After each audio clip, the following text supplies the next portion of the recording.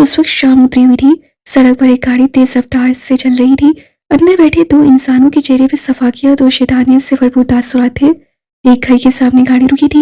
Evil ने घर को देखा, उसकी आंखों से आग निकलने लगी थी। मॉन्स्टर, तुम यहाँ ही रुको, मैं अपना काम करके आती हूँ। जल्दी आना एविल, फिर मैंने कहीं किसी से मिलने भी जाना है। एक साइड मुस्कुराहट से वो मॉन्स्टर बेहद वजीह लग रहा था। हाँ हाँ पता है तुमने कहाँ जाना है, फिक्र मत करो, बस 5 मिनट का काम है। वो ब्लैक सूट पहने, फुल मास्क लगाए, जिससे बस उसकी ब्राउन आंखें नजर आ रही थी। एविल एक कमरे में जा पहुंची थी जहाँ एक लड़की मेहंदी की दुल्हन बनी बैठी बहुत खुश थी। अचानक से कमरे की लाइट बंद हुई थी। वो लड़की डर के मारे इधर उधर देखने लगी। कौन है? वो लड़की डर के मारे बोली थी। गुमनाम है कोई, बदनाम है कोई, किसको खबर कौन है वो? अनजान है कोई, गुमनाम है कोई। ये आवाज सुन के वो लड़की थर थर कांपने लगी थी। एविल ने अपना चाकू निकालकर उस लड़की के होंठों पर रखा था। वो लड़की मेहंदी की ड्रेस में सामने खड़ी सफाक लड़की के सामने कांप रही थी। तुम्हें मेरे इश्क से, एविल की इश्क से शादी नहीं करनी चाहिए थी। उस लड़की को सामने खड़ी मौत नजर आ रही थी। वो उसकी बातें सुनी कब रही थी। मैं तुम्हें मार नहीं सकती क्योंकि तुम गुनाहगार नहीं हो ना, लेकिन तुम बेगुनाह भी नहीं हो। मैंने क्या किया है? वो लड़की हिम्मत करती बोली थी। मैंने तो खाया। उस लड़की का इतना कहना था कि एविल ने एक जोरदार थप्पड़ उसे मारा था। उसका सर जोर से सामने दीवार के साथ लगा था। वो वहां ही गिर गई। सर से खून निकलने लगा था। एविल ने अपना चमकदार चाकू निकाला था। इतनी चमक थी उस चाकू, और चाकू के ऊपर लिखा बड़ा सा एविल कि किसी को भी खौफ में मुब्तला कर देता था। वो लड़की एविल को अपनी तरफ बढ़ते देखकर खौफ से आवाज निकालने की कोशिश करने लगी थी, लेकिन निकाल नहीं पा रही थी। वो आराम से उसके पास बैठ के उस लड़की का हाथ पकड़ लिया। वो लड़की के सर से खून निकल रहा था।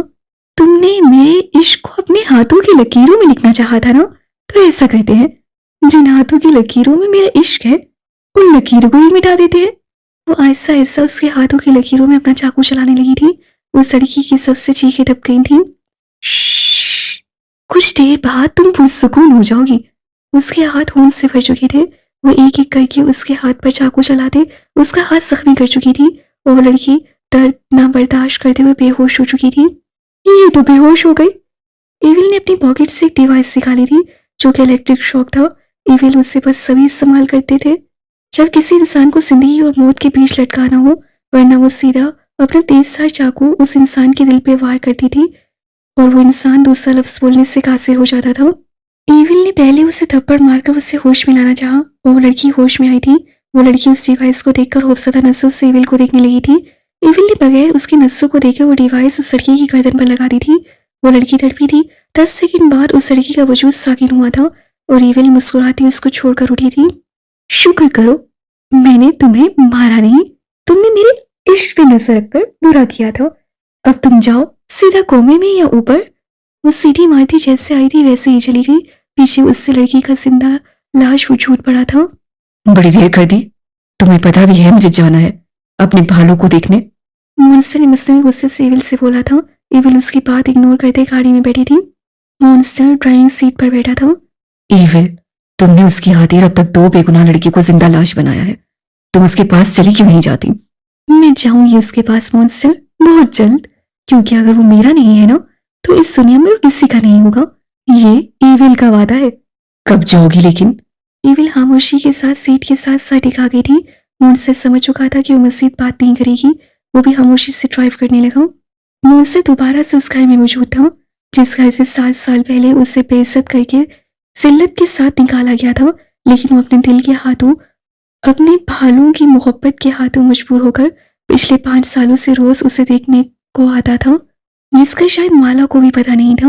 वो उसके कमरे में गया जहां माला गहरी नींद में मजे से सो रही थी। चांद की रोशनी में उसका धुंधला चेहरा देखने लगा था। सुनहरी बाल जो कि मॉन्स्टर को बेहद पसंद थे, उसके सुनहरी बालों का दीवाना था। मेरा भालू। उसको देखते देखते शैतानी मुस्कुराहट मॉन्स्टर के चेहरे पर आई थी। कल तुम्हारा बर्थडे है ना, तो तुम्हारे लिए तुम्हारा जावी एक स्पेशल गिफ्ट भेजेगा। वो अपने आप से कहता हुआ मजीद उससे करीब हुआ। उसके चेहरे के एक एक नक्श आंखों के सिए उतारने लगा दिल में। तभी उसकी नजर माला की थोड़ी की खम पर गई थी। मॉन्स्टर अपने हाथों से ग्लव्स उतारकर उसकी थोड़ी में पर्दा खम छूने लगा था, अपनी माला को महसूस करने लगा था। अपनी थोड़ी पर किसी का लम्स महसूस करके माला की आंख खुली थी और पहली दफा अपने ऊपर एक अनजान शख्स को देखकर इतने करीब माला का सांस रुक गया था। एक दिलखराश चीख उसके लबों से निकलती उससे पहले ही मॉन्स्टर ने अपना मजबूत हाथ उसके होंठों पर रखा था। My queen. वो अपना चेहरा माला के करीब लाकर उससे कान में सरगोशी से बोला। माला तो खौफ के मारे दूसरा सांस लेने से खांसी थी। उसका दिल चाहा अपनी माला को महसूस कर ले। उसके गुलाबी होंठ मॉन्स्टर जैसे पत्थर दिल में बेताबी का काम कर रहे थे। वो उसकी थी, वो चाहता तो उसके साथ कुछ भी कर सकता था, लेकिन इससे पहले निकाह जैसे बंधन का होना लाजमी था। मॉन्स्टर ने माला की मखसूस नस दबाई थी और वो बेहोश हो गई थी। मॉन्स्टर जैसे ही आया था वैसे ही वापस चला गया। मासीम, आन आन उठिए ना, मुझे कॉलेज जाना है। वो कब से कयान को उठा रही थी, लेकिन वो था कि उठने का नाम नहीं ले रहा था। आन, मैं आपसे नाराज हो जाऊंगी, एन भी गुस्से से बोली। उसका आज पहला दिन था कॉलेज में और वो था कि उठ ही नहीं रहा था। कयान अपनी एन की नाराजगी का सुनकर जल्दी से उठा था। अरे मेरा बच्चा, ऐसे तो ना बोलो ना। तो आप भी तो उठ नहीं रहे ना। इतने में नाइला भी आ गई। कयान बेटा उठ जाओ, ओरेन कब से तुम्हें आवाजें दे रही है, उससे कॉलेज से लेट हो रहा है। जी मामा, बस उठ रहा हूँ। वो एक मुस्कुराती नजर नाइला पर डालकर वॉशरूम चला गया। ओरेन बेटा जाओ, जाकर नाश्ता करो, अभी कयान आ जाएगा। जी खाला, जाती हूँ। ये है कासमी खानदान, जहाँ पर सुलेमान कासमी और उनकी बेगम नाइला, सलमान कासमी और उनकी पूरी दुनिया, कायान कासमी उनका बेटा है। ये इतनी बड़ी हवेली में रौनक और कायान की जिंदगी में रौनक तब आई थी जब 2 दिन की हुरैन उस हवेली में आई थी। नाइला की बहन जो उस बेटी को पैदा करके मर गई थी, तो ससुराल वालों ने हुरैन की जिम्मेदारी लेने से इनकार कर दिया था। हुरैन के बाप ने भी बोझ कहकर हुरैन को नाइला की झोली में फेंक दिया था और नाइला उस 2 दिन की बच्ची को लेकर आ गई थी। और 8 साल के अयान कासमी की जिंदगी में तो जैसे रौनक आ गई थी। कयान उसकी हर जिद पूरी करता था, उससे बच्चों की तरह रखता था। वो उससे अपना छोटा सा बच्चा ही तो कहता था और वो उससे आन कहती थी। नाइला ने कितनी दफा कहा था कि भाई कहा करो, लेकिन नहीं, हमारी हुरैन तो सदा की ढीठ और अपनी आन की लाडली में बात ही नहीं मानती। सलमान उन सबको छोड़कर जिंदगी से चले गए थे, जिससे नाइला की पूरी दुनिया हुरैन और कयान थी। कयान अपने बच्चे की तरह उसकी हर ख्वाहिश पूरी करता था और आज कयान 24 साल का, हुरैन 16 साल की हो गई थी। उसका पहला दिन था कॉलेज का और वो बहुत एक्साइटेड थी। उसे पढ़ने का बेहद शौक था। कयान तो उसकी एक एक चीज की परवाह करता था, कब सोती, कब खाती, क्या खाती है, कहाँ जाती है। नाइला तो कभी कभी चिढ़ जाती थी कयान उससे इतना अटैच न हो, उससे अगले घर भी जाना है। लेकिन हुरैन थी इस सदा की ठीठ। वो कहती थी कि वो अपने कयान को छोड़कर कहीं नहीं जाएगी। वो तो छोटी थी, ऐसी बात कह देती थी, लेकिन नाइला को कभी कभी डर रहता था कि वो कैसे कयान से अलग रहेगी। कयान फ्रेश होकर आया तो एन उसका इंतजार कर रही थी। एन बच्चे, नाश्ता करो। वो आन, मैं आपका इंतजार कर रही थी ना, वो मुस्कुराते हुए बोली। मेरा प्यारा सा बच्चा। कयान ने उसके माथे पे बोसा दिया था। नाश्ता करके कयान अपनी यूनिवर्सिटी, जो कि उसका आखिरी साल चल रहा था, एन को कॉलेज छोड़कर चला गया, क्योंकि वहां उसकी मोहब्बत किरण उसका इंतजार कर रही थी। कराची की मशहूर बार में गहमा गहमी थी। वहां एविल एक ब्लैक मैक्सी पहने, कानों में चमकते आवेज से लंबे ब्राउन बाल, वो किसी को भी अपनी तरफ मतवजा कर सकती थी। उसे महसूस हो रहा था हर कोई उसे देख रहा था, लेकिन वो तो अपना शिकार करने आई थी। दूर बैठे शख्स को देखकर एविल की मुस्कुराहट गहरी हुई थी। कान में लगे एयरपीस से उसने अगले बंदे को कुछ कहा था, फिर चलते चलते उस शख्स के पास चली गई जो मकरू मुस्कुराहट से एविल को अवसदा नजरों से देख रहा था। एविल की मुस्कान मजीद गहरी हुई थी। एविल ने अपना मोमी हाथ उस गलीस हाथ पर रखा तो उस शख्स की बाहें खुल गई थी। मेरे साथ टाइम स्पेंड करोगे राजा? वो नशीब मदहोश उसका हाथ पकड़कर चूम गया था, जिससे एविल को बेहद गुस्सा आया था, लेकिन वो उसका काम तमाम करने वाली थी।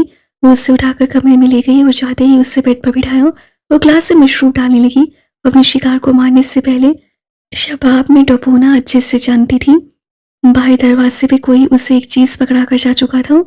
शराब का ग्लास पकड़ाते वो शख्स बार बार एविल को टच कर रहा था और साथ में गंदा मशरूब गले में उंडेल रहा था। एविल कदम ब कदम उस शख्स की तरफ बढ़ती जा रही थी और अपने बैग से चाकू निकालकर अगले बंदे को समझने का मौका दिए बगैर उसके दिल में उतार गई थी। वो आशिक थी, लाल रंग की, और लाल रंग भी खून का। उसके दिल में कई वार करते एविल के कानों में मासूम बच्चों की आवाजें गूंज रही थी और उस शख्स के सीने का बुरा हाल करते हुए भी थकी नहीं थी। इतने में मॉन्स्टर आया और उससे उठाया था। एविल, पागल हो गई हो क्या? जल्दी चलो यहाँ से। उसके हाथ में लगा खून देखकर जल्दी से वॉशरूम लेकर गया और चाकू उसके हाथ से लेकर हाथ धोकर वो वहां से निकले थे। जाते जाते वो उसे ठोकर मारना नहीं भूली थी। तुम इतनी जालिम क्यों हो इविल? शट अप मॉन्स्टर, बकवास सुन रखो अपनी। इविल, ये मत भूलो कि मैंने ही तुम्हें इविल बनाया है। और ये मत भूलो कि मैं तुम्हें भी मार सकती हूँ मॉन्स्टर। उसे देखकर वो कहने लगी, अच्छा, जिसे तुम्हें सिखाया उसी को मारना चाहती हूँ, लेकिन तुम मुझे मार नहीं सकती ना। वो मुस्कुराते हुए बोला, मॉन्स्टर मैं तुम्हारा गला दबा दूंगी। वो चिढ़ती हुई बोली थी। रिलैक्स इविल, घर चलते हैं। अमान और लारेब हमारा इंतजार कर रहे होंगे। जानती हूँ वो हमारे बगैर खाना नहीं खाते। और आज रात तो तुमने अपनी भालू को गिफ्ट भी भेजना है ना? हाँ, मुझे याद है। वो दोनों घर पहुंच चुके थे। आपी, आपी। लारेब इविल को देखते ही भागती उससे गले लगी थी। मेरा बच्चा कैसा है? आपी, आप कहाँ गई थी? वो मार देगा, मार देगा। वो गंदा टच करता है आपी, आपी वो मुझे मार देगा। वो अभी तो नॉर्मल थी, फिर से पागलपन का दौरा पड़ रहा था। वो मार देगा, गंदा है, गंदा टच कर रहा था।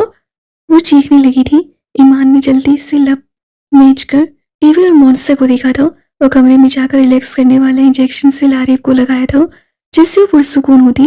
अमान की बातों में झूल गई थी। अमान उसे कमरे में लिटाता वापस हॉल में आया था। अमान, तुम परेशान मत हो, हमारी लारेब ठीक हो जाएगी। हाँ मॉन्स्टर, एक नया डॉक्टर आया है, सुना है वो अपने पेशेंट के साथ बेहद नरमी और अच्छे से पेश आता है। बहुत काबिल डॉक्टर है। मैं जल्द ही लारेब के बारे में उससे बात करके आता हूँ। इविल और मॉन्स्टर ने उसकी बात पर सही लाया था। इविल, तुम्हारा काम हो गया? हाँ, मेरा काम हो गया है। अब बस 2 दिन बाद। तुम्हें पता है ना अमान, तुम्हें कहाँ जाना है? मुझे पता है, तुम फिक्र मत करो। इविल उसका शाना थपथपाते उठकर कमरे में चली गई। मासी, हाला, आन नहीं आई क्या? एन मुंह बसोते आन का इंतजार करने लगी थी। बेटा, आज उसकी एक्स्ट्रा क्लास थी ना, इसलिए वो लेट आएगा। उफ खाला, आन को पता है ना मेरा दिल उनके बगैर नहीं लगता। जब मैं कॉलेज से आऊं मुझे वो चाहिए। जिद्दी अंदाज से बोलती नाइला को हैरान कर चुकी थी। एन मेरा बेटा, मेरे साथ कॉलेज से घर आकर घर के काम किया करो ना। अगले घर भी तो जाना है। तुम्हें वहां जाकर हमारी बेइज्जती करवाओगी? क्या मामा, मेरी यहन अभी बहुत छोटी है, इससे घर के काम मत करवाया करे। कयान में नाइला की बात सुनता अपनी एन के हक में बोला था। एन तो अपनी आन की आवाज सुनकर जल्दी से उसके गले लगी थी। मेरा बच्चा। कयान ने उसके माथे पर भरोसा दिया था। वो हमेशा ऐसा ही तो करता था। जब भी उसे एन पर प्यार आता था उसके माथे पर भरोसा जाता और एन के दिल को बहुत सुकून पहुंचता था। उसे अपने आन की आदत बहुत पसंद थी। देखिए हाला, मैं आप लोगों को छोड़कर कहीं नहीं जा रही। मैं हमेशा आप लोगों के साथ रहूंगी। आन देखिए ना, हाला मुझे इस घर से निकालना चाहती है। वो सूसू करती बोली थी। जबकि नाइला तो अपने ऊपर लगे इल्जाम पर शौक थी। मैंने कब कहा ऐसा? हाँ तो हाला, आपके कहने का मतलब यही था ना? वो दोबारा से आन को देखते हुए बोली थी, जबकि वो फ्रेश होकर खाना खाने लगे थे। कयान बेटा, तुम्हारी यूनिवर्सिटी खत्म होने वाली है, आगे क्या करने का इरादा है? मामा, मुझे तो पुलिस में जाना है। पुलिस में जाएंगे? फिर देखना, मैं अपने सब दोस्तों को बताऊंगी कि मेरी आन पुलिस में है। वो खुश होते हुए बोली। वैसे ना आन, मुझे बहुत डर लगता है पिस्टल से। वो मासूमियत से बोली थी। तुम्हें किसी ने कहा कि तुम पिस्टल चलाओ? मैं हूं ना तुम्हारी हिफाजत करने के लिए। वो खुशदिली से बोला था, जबकि एन ने पहली दफा उसकी मुस्कुराहट को घूर कर देखा था। फिर अपनी ही ख्यालात पर तोबा तोबा की थी। ये मैं क्या सोच रही हूँ? वो सारा ख्याल झटक कर खाना खाने लगी। रात हो चुकी थी, घड़ी की सुइयां 9 बजा रही थी। उस वक्त एक घर में एक लड़की जिसकी वहशत से लोग कांपते थे, वो आज अपनी छोटी बहन लारेब की फरमाइश पर उसके लिए उसकी पसंदीदा मैक्रोनी बना रही थी। और हॉल में बैठे अमान और मॉन्स्टर 2 दिन बाद के कत्ल करने का प्लान बना रहे थे। मुझे यकीन है परसों की रात उसकी आखिरी रात होगी। मॉन्स्टर ने अमान की तरफ देखा तो अमान ने हाँ में सर हिला दिया। लारेब भागते हुए अमान के पास आकर बैठी थी। वो 20 साल की लड़की हाथों में अपनी पसंद की गुड़िया लिए बच्चों की तरह बोल रही थी। एक हादसे में उस खूबसूरत लड़की को पागल बना दिया था और अमान अपनी बहन से जुनून की हद तक प्यार करता था। उसकी हर फरमाइश पूरी करता था। एक दफा बोलने पर ही वो उसके सामने वो चीज लाकर रख देता था जो लारेब को पसंद होती थी। एविल भी मैक्रोनी बनाकर आई, जिसकी वजह से लारेब खुश हुई थी। परसों काम होने के बाद अमान ने ना लारेब को डॉक्टर के पास भी लेकर जाना था। 6 फुट से निकलता कद, कसरती जिस्म, 6 पैक्स, भूरे बाल जो कि बेतरतीब ग्रीन आंखें। आज से 7 साल पहले का सोचकर उसकी आंखें लाल हुई थी। वो उसे और पुरस्कार बना रही थी। आज उसे फिर अपनी बालू की बर्थडे पर जाना था ना। मॉन्स्टर ने उसके लिए एक स्पेशल गिफ्ट तैयार किया था। वो उस गिफ्ट को देखते ही पुरस्कार से मुस्कुराया था। वो उठकर वॉशरूम गया, तैयार होकर बाहर आया, एक कमरे में गया जहां हर तरफ उसके बालों की तस्वीरें थी। कहीं वो हंस रही थी, कहीं वो किसी से बात कर रही थी। पिछले 7 सालों से वो हर एक उसके मूवमेंट की तस्वीर ले रहा था। कमरा पूरा उसकी तस्वीरों से भरा पड़ा था। उससे अपनी पूरी सरार से आंखें बंद की थी, फिर हल्की सी मुस्कुराहट अपनी ग्रीन आंखें खोली थी। सामने ही अपने भालू की तस्वीर देखकर उसकी मुस्कुराहट मजीद गहरी हुई थी। उस कमरे में जगह जगह माला की तस्वीरें थी। बहुत जल्द मेरे पास होगी मेरी भालू, बहुत जल्द। तुम्हें सिर्फ मेरा होना होगा, सिर्फ मेरा, सिर्फ इस मॉन्स्टर का। वो गिफ्ट उठाता माला के घर की तरफ निकल गया था। वो दोबारा से माला के कमरे में मौजूद था, जो कि सोई हुई थी। वो कितनी ही देर उसके पास बैठा उसे देखता रहा था। फिर वो गिफ्ट उसके पास रखता, उसके कान में सरगोशी करने लगा। हैप्पी बर्थडे मेरी जान। मुझे उम्मीद है हमेशा की तरह तुम्हें मेरा गिफ्ट पसंद आएगा। और वो ये कहकर चला गया। सुबह माला उठी तो अपने पास गिफ्ट पड़ा देखकर माला को पहले हैरत हुई थी, फिर खौफ से वो गिफ्ट को देखने लगी थी। पिछले 5 सालों से उसे अपनी हर बर्थडे पर गिफ्ट मिलता था और हर दफा उसके खौफ में इजाफा होता था। कशमाला एक बेहद खूबसूरत लड़की थी। अपनी मॉन्स्टर की माला, कमर तक लंबे बाल, पतली सी नाक, नाजुक सा सराबा, मोटी मोटी आंखें, थोड़ी भी हल्का सा सहम उसे मजीद खूबसूरत बनाता था। और मॉन्स्टर को तो उसकी आंखों में खौफ देखकर और भी प्यारी लगती थी। उसे डरते डरते बड़ा सा गिफ्ट उठाया था और खोलना शुरू किया था। जैसे ही उससे गिफ्ट खोला था, एक जोरदार चीख उसके मुंह से निकली थी। सामने ही गिफ्ट से एक टेडी बियर जिसकी गर्दन आधी कटी लटकी थी और एक चाकू उसकी गर्दन पर लगा हुआ था। सारा सफेद भालू और उस पर सुर्ख रंग लगा था। वो खौफ से थर थर कांपने लगी थी। एकदम से उसकी नजर अपने सामने शीशे पर गई थी जहां लिखा था हैप्पी बर्थडे भालू। ये देखकर उसकी आंखें खौफ से फटी की पड़ी रह गई थी। वो वापस आ गया। वो वापस आ गया। अब वो मार देगा मुझे। वो रोते हुए बाहर भागी थी। पापा, पापा। नवाज साहब, आपको एक जरूरी खबर देनी थी। कल रात जो असला गैंग को भेजना था वो पकड़ा गया है। फैसल के बोलने पर नवाज से गुस्से से उसकी तरफ देखा। कितनी दफा कहा है घर में ऐसी बात मत किया करो। अभी वो कुछ और बोलते कि वहां माला रोते हुए आई थी। पापा। वो काफी डरी हुई थी। क्या हुआ मेरी जान? वो उसे डरते देखकर परेशान हुए थे। पापा, वो कमरे में, वो वापस आ गया है। वो हम सबको मार देगा। वो वापस आ गया है। वो हिचकियां लेते हुए बोलती नमाज को और परेशान कर गई थी। कौन वापस आ गया है बेटा? पापा, जावियार वापस आ गया है। क्या? जावियार? लेकिन वो वापस कैसे आ सकता है? माला डर से इधर देख रही थी, जैसे अभी उसके सामने जब जावियार आया तो वो मर जाएगी। इधर आओ, रिलैक्स हो जाओ माला।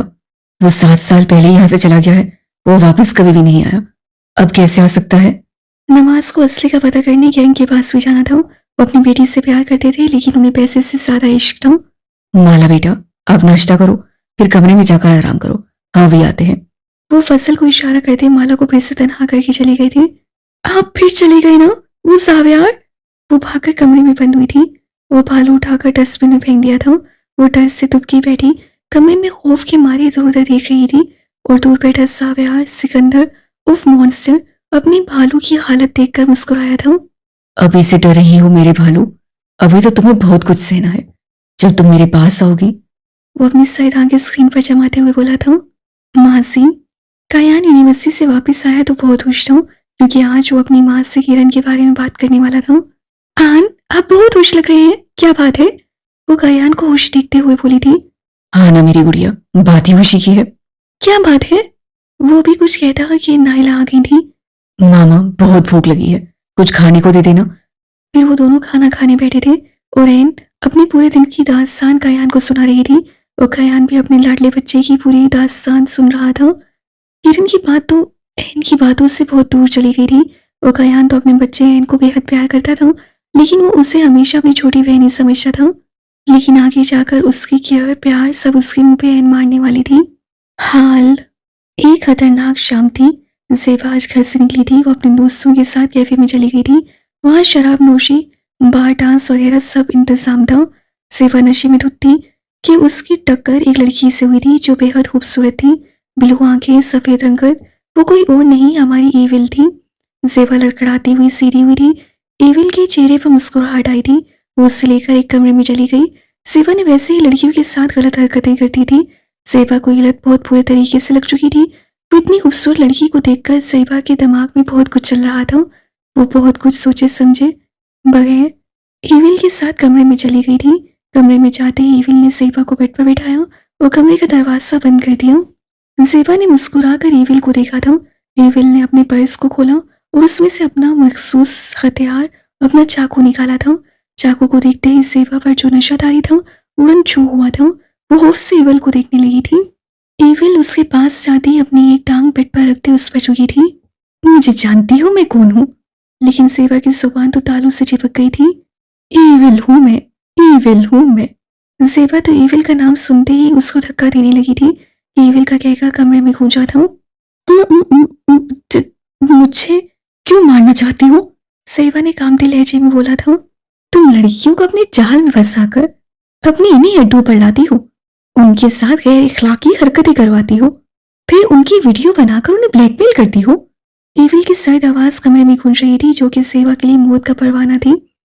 नहीं नहीं, प्लीज मुझे माफ कर दो। लेकिन आगे खड़ी एविल से माफी मांगना बेवकूफी थी। एविल ने अपना चाकू सेबा की आंखों के करीब किया था, जिसकी चमक सेबा की आंखों में पड़ रही थी। वो ये नहीं जानती थी कि ये चमक भी उसके खून से लाल हो जाएगी। एविल ने एक नजर चाकू को देखा, फिर सेबा को, और उसके चेहरे पर मुस्कुराहट। सेबा को मौत अपने बेहद करीब नजर आ रही थी। एविल ने चाकू सीधा उसकी शहरक पे फेर दिया था और सेबा वहां ही तड़पने लगी थी। एविल ने अपना चाकू उसके कपड़ों से साफ किया और कमरे से चली गई। आज वो किंग के एक और बंदे को मार चुकी थी। उसे बस किंग तक पहुंचना था। मासी रात को ना जाने कयान किन सोचों में था, शायद उदास था। उसकी मोहब्बत किरण उससे नाराज थी कि तुमने अब तक घर में बात क्यों नहीं की। वो आज रात बात करने का सोचकर कमरे में चला गया। अम्मी, मुझे आपसे एक बात करनी है। कयान ने अपनी माँ के सामने बैठकर कहा। मामा, मुझे ना एक लड़की पसंद है यूनिवर्सिटी में। मैं चाहता हूँ आप उनके घर रिश्ता लेकर जाएं। कयान बेटा, मुझे क्या एतराज हो सकता है? कौन है वो? कहाँ रहती हो? कब जाना है? मामा, कल ही चलते हैं ना, मैं उसे बताऊंगा। वो खुश होते हुए बोला था। हाँ बेटा, लेकिन इतनी जल्दी? मामा, जल्दी नहीं है, बस आपको तो तैयार होना है, हम चले जाएंगे। ठीक है, लेकिन एन? ओहो मामा, एन को भी साथ ले जाएंगे। उसे बताता हूँ कि कल उसकी भाभी देखने जाना है। खुशी खुशी भाई किया था। सबसे पहले कयान ने किरण को खुशखबरी सुनाई थी। किरण भी खुश हो गई थी। कयान बहुत ही सीधा बच्चा था, एक तरह से उसे मासूम ही कह सकते हैं। वो दुनिया की उल्टी सीधी बातों को नहीं समझता था। वो किरण की बातें उसकी खूबसूरती के जाल में फंस गया था। वो किरण से बात करता बाद में एन के कमरे में गया था। एन मेरे बच्चे। जी आन। वो जो अपने मोबाइल में बिजी थी उसको देखते ही खुशी से सीधा होकर बैठ गई थी। एन, कल हम कहीं जा रहे हैं। कहाँ? घूमने जा रहे हैं हम? खुश होते कयान के साथ जुड़कर बैठ गई। कयान ने अपना छोटा सा बच्चा समझकर उसके माथे पर पहुंचा दिया था। हाँ, कल हम तुम्हारी भाभी देखने जा रहे हैं। क्या भाभी? एन को तो झटका लगा था। हाँ भाभी। क्यों, तुम खुश नहीं हो क्या मेरी शादी हो जाए? लेकिन एन कुछ न बोली। आन, अगर आपकी शादी हो गई तो आप फिर उनसे ज्यादा प्यार करेंगे ना, और मुझसे कम? वो रोनी शक्ल बनाकर बोली थी। एन मेरे बच्चे, यहाँ देखो, मैंने तुम्हें बच्चों की तरह पाला है। तुम तो मेरा छोटा सा बच्चा हो ना, मैं तुमसे सबसे ज्यादा प्यार करूंगा। वो मुस्कुराते हुए बोला था, लेकिन अपनी आन को किसी और के साथ सोचकर एन के दिल को कुछ हो रहा था। ठीक है आन, मैं भी चलूंगी। हाँ, तुम भी चलोगी? चलो अब सो जाओ, सुबह तैयारियां भी करनी है। वो उसे सुलाता अपने कमरे में चला गया। हाल तीनों ही एक कमरे में बैठे थे जहाँ एविल, मॉन्स्टर और अमान बैठा था। अमान, तुम्हें पता है तुमने किसको मारना है? हमारा टारगेट कौन है? और वो आज रात तुमको कोठे पर मिलेगा। हमें बहुत एहतियात के साथ रहकर काम करना होगा। एविल की सर्द आवाज कमरे में गूंजी थी। तुम फिक्र मत करो एविल, मैं अपना काम करके वापस आऊंगा और आते ही तुम्हें खुशखबरी सुनाऊंगा। गुड, मुझे तुमसे यही उम्मीद है अमान। एविल, हम किंग तक कैसे पहुंचेंगे? वो बात की बात है अमान, अभी हमें इस काम पर तवज्जो देनी है। अभी वो बातें करते कि लारे भागकर अमान के पास आई थी। भाई भाई, वो मुझे ले जाएगा, बचाओ बचाओ। वो चीखने लगी थी। चीखते चीखते उसे सांस मुश्किल से आने लगा था। लारे को कभी कभी दौरे पड़ जाते थे। और उसे दमे की बीमारी भी हो गई थी, जिसकी वजह से उसका कभी कभी सांस उखड़ जाता था। अमान अपनी बहन की हालत देखते जल्दी से उसकी तरफ भागा। गुड़िया, गुड़िया, मेरी गुड़िया। भाई, वो अटक अटक कर बोल रही थी। एविल जल्दी से उसके मुंह में पंप लगाया, जिससे लारिफ सांस लेने लगी थी, जिससे लारिफ थोड़ी पुरसुकून हुई थी। भाई, आज मेरे साथ ही सो जाइए ना, वो डरते हुए भाई से बोली थी। 2 पूनिया ये बच्चों वाला स्लीपिंग सूट पहने वो 20 साल की लड़की 10 साल की बच्ची लग रही थी। हाथ में अपनी पसंदीदा गुड़िया पकड़े अमान को फिर से दुखी कर गई थी। अमान, अभी तक लारेब उस आदमी को याद क्यों करती है? उस वक्त तुमने मार दिया था ना? मॉन्स्टर ने उससे कंधे पर हाथ रखते हुए कहा। हाँ, मैंने उसे अपने हाथों से मारा था। मुझे अपने बाप से नफरत है। वो हंस से चीखा था, वो रो रहा था। आज फिर से 5 साल पहले अपनी माँ की, अपनी बहन की हंसी तकलीफ का सोच से फिर से टूट रहा था। अमान, सब्र करो, एक दिन लारेब ठीक हो जाएगी। वो डॉक्टर के पास गए थे तुम? नहीं, वो भी नहीं आया। 2 दिन बाद आएगा। वो उससे कहता अपने मिशन के लिए निकल गया था। जावी, लारेब ठीक हो जाएगी ना? एविल ने दुखी लहजे में बोला था। उससे भी वो गुड़िया अपनी छोटी बहनों की तरह लगती थी और उससे बेहद प्यार करती थी। हाँ, बस उसे बेहतर ट्रीटमेंट की जरूरत है। एविल, हमारी छोटी सी गुड़िया ठीक हो जाएगी। एविल ने बेबसी से मुझसे की तरफ देखा था। माँ से, उफ, पता नहीं एन कहाँ रह गई है। कयान, उससे बोलो जल्दी आ जाए, हम लेट हो रहे हैं। एन बच्चे, जल्दी करो ना। आ गई मैं। आन, वो तेजी से सीढ़ियां उतरते, ब्लैक कलर का लॉन्ग फ्रॉक पहने, ब्लैक ही चूड़ीदार पजामा पहने, लाल रंग का दुपट्टा पहने, ब्राउन कमर तक लंबे बाल कर्ल किए हुए थी, नाजुक से होंठ, कलाइयों में चूड़ियां जो कि एन को बेहद पसंद थी। उसे अपने हाथों में चूड़ियां पहनना बेहद पसंद था। ये बात कयान अच्छे से जानता था। जब भी कहीं जाता अपनी एन के लिए बाजार से चूड़ियां जरूर लेकर आता था। एन चूड़ियां देखकर फौरन से पहले अपनी नाराजगी खत्म कर देती थी। बहुत प्यारी लग रही हो एन। कयान ने मुस्कुराकर कहा। आपकी एन है ही बहुत प्यारी, वो शर्माते हुए बोली। नायला ने एन का माथा चूमा। मेरी बच्ची को किसी की नजर न लग जाए। चलो भाई, लेट हो रहे हैं। वो भी फिर से किरण के घर के लिए निकल गए थे। किरण और उसकी वालदा ने बहुत अच्छे से इस्तकबाल किया था, जबकि एन किरण को देखकर खुश नहीं थी। उसका बार बार उसके आन के साथ बात करना बुरा लग रहा था। अभी वो समझने से कासी थी, लेकिन एन को बेहद गुस्सा आ रहा था क्योंकि कायान उससे किरण के सामने इग्नोर कर रहा था। इस बात पर पक्का अपने आन से नाराज होने वाली थी वो। अरे, मेरी एन क्यों नाराज है अपने आन से? आन जाए, मुझे आपसे बात नहीं करनी। मुंह फुलाते हुए अपने कमरे में चली गई। अरे मेरा बच्चा, बताओ तो। आपने उस किरण की वजह से मुझे इग्नोर किया था। आप वहां बैठ के मुझे देख भी नहीं रहे थे। वो मुंह फुलाकर कहती कायान को कोई मासूम सी बच्ची लगी थी। पहली बात, तुम उसे भाभी बोलोगी, और दूसरी बात, वो मेरी होने वाली बीवी है। अब उससे भी तो बात करूंगा ना।